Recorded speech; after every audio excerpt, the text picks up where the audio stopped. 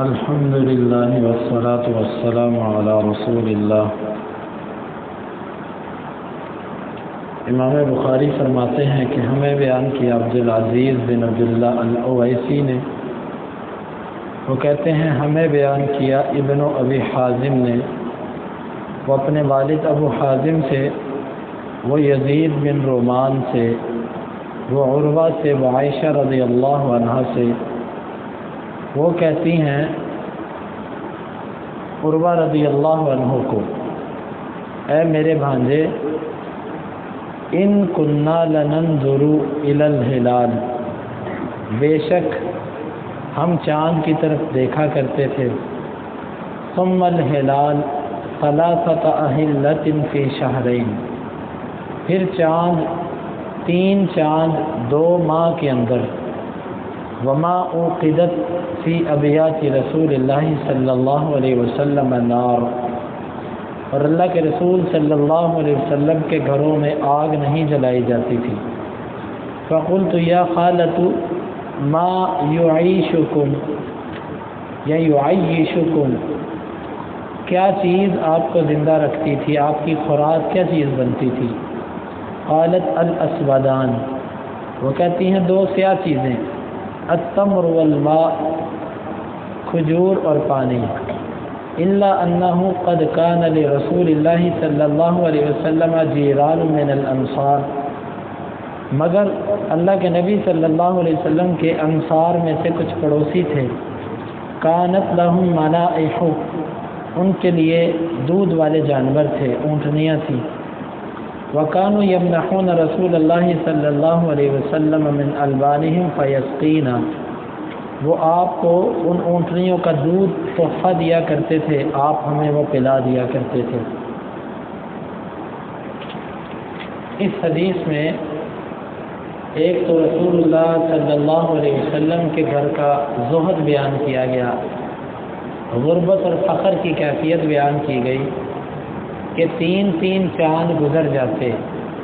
2 ماہ کے اندر 3 چاند، 2 ماہ میں 3 چاند کیسے ہو سکتے ہیں؟ ایک پہلے ماہ کا چاند، پھر دوسرے ماہ کا چاند، پھر جب 2 ماہ مکمل ہو گئے تو تیسرا چاند، یعنی 60 دنوں کے اندر 3 چاند دیکھ لینا، اور یہ ممکن ہے کیونکہ تیسرا مہینہ پورا نہیں بلکہ تیسرے مہینے کا چاند دیکھا، تو یوں 2 مہینوں کے اندر ہم 3 چاند دیکھ لیا کرتے تھے، لیکن ہمارے اللہ کے نبی صلی اللہ علیہ وسلم کے گھروں میں آگ نہیں جلتی تھی۔ عروہ جو عائشہ رضی اللہ عنہ کے بھانجے تھے، وہ کہتے ہیں پھر آپ کا ذریعہ معاش اور کھانے پینے کا کیا ذریعہ ہوتا تھا، کیسے زندہ رہتے تھے؟ تو کہنے لگی کہ 2 سیاہ چیزیں، سیاہ چیزوں سے مراد کھجور اور پانی، چونکہ مدینے کی اکثر کھجور سیاہ ہے، اس لیے سیاہ کا لفظ بولا، اور پانی کو سیاہ تغلیباً کہہ دیا کیونکہ پانی کا تو کوئی رنگ نہیں ہوتا، لیکن تغلیباً پانی کو بھی سیاہ کہہ دیا، یعنی ان 2 چیزوں پہ ہمارا گزر بسر ہوتا تھا،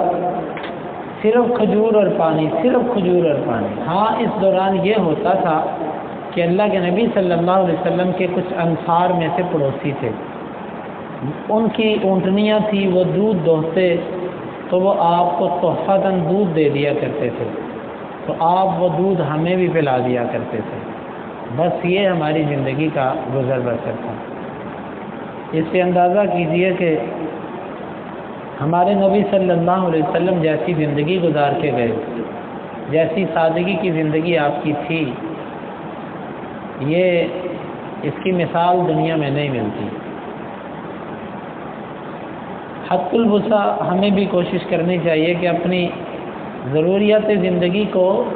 اپنی زندگی کو صرف ضروریات تک محدود رکھیں۔ خواہشات تو انسان کی اتنی ہوتی ہیں کہ بادشاہوں کی بھی پوری نہیں ہوتی، تو انسان کو اپنی زندگی ضروریات تک رکھنی چاہیے۔ دوسرا جو اس حدیث کا باب سے تعلق بنتا ہے وہ یہ ہے کہ پڑوسی دودھ تحفہ دے دیا کرتے تھے، یہاں سے اشارہ اس بات کی طرف بھی ہے کہ دودھ ہی گھر پہ ہو تو وہ بھی کسی کو تحفہ دیا جا سکتا ہے، دہی ہو دہی تحفہ بھیجا جا سکتا ہے، یعنی کہ چھوٹی سے چھوٹی چیز اور بڑی سے بڑی چیز اس میں سے کچھ بھی میسر آ جائے تو وہ اپنے پڑوسی کو تحفہ دیا جا سکتا ہے۔ اور اس سے یہ بات بھی ہے کہ کسی چھوٹے کا تحفہ قبول کرنا اور چھوٹے کا بڑے کو تحفہ دینا، یہ سب باتیں بھی معلوم ہوتی ہیں۔ شاگرد کا استاد کو تحفہ دینا، استاد کا اس کے تحفے کو قبول کرنا، کیونکہ اللہ کے نبی صلی اللہ علیہ وسلم بڑے تھے، استاد تھے، انصار صحابہ کرام آپ سے چھوٹے تھے، وہ آپ کو تحفے دیا کرتے تھے، آپ ان کے تحفے کو قبول کر لیا کرتے تھے۔ تو یہ پڑوسی کا پڑوسی کے ساتھ حق بھی معلوم ہوا کہ کبھی کبھار اپنے پڑوسی کے گھر چیز بھیجنا،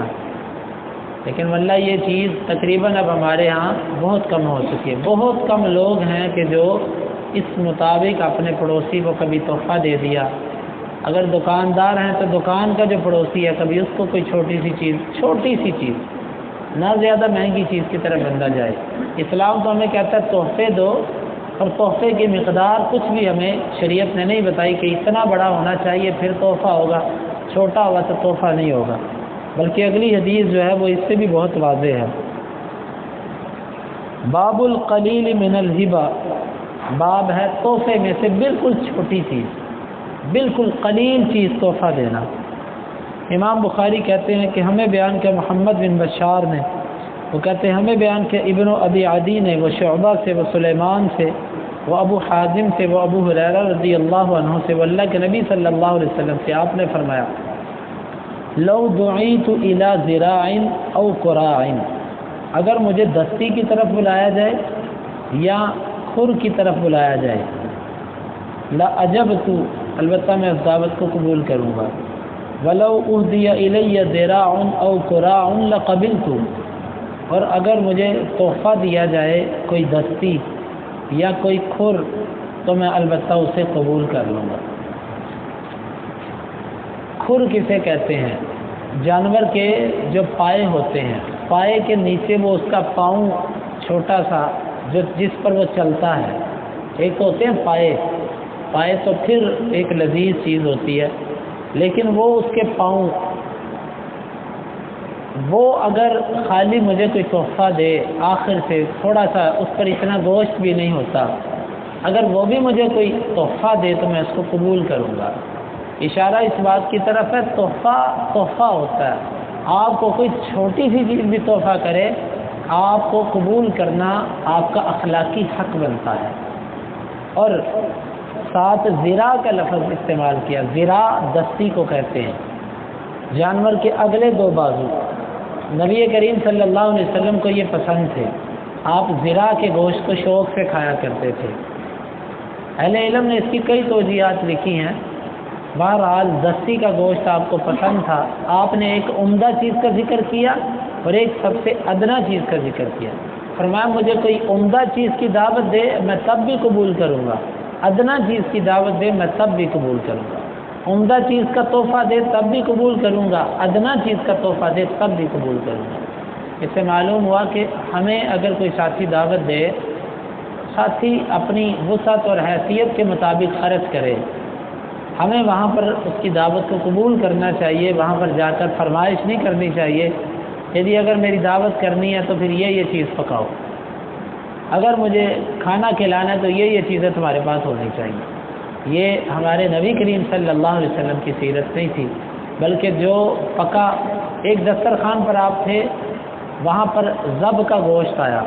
آپ نے پسند نہیں کیا، آپ نے نہیں کھایا، اسی دسترخوان پہ خالد رضی اللہ عنہ نے اس کو کھایا، آپ نے اس سے منع بھی نہیں کیا۔ تو آپ کسی کی دعوت قبول کریں،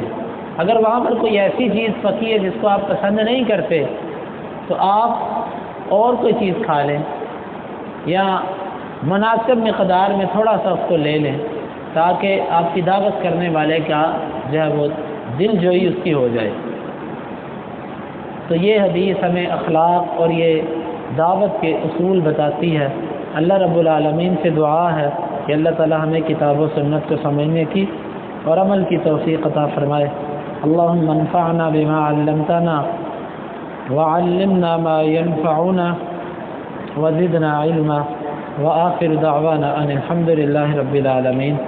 حدیث نمبر 2567 اور 68۔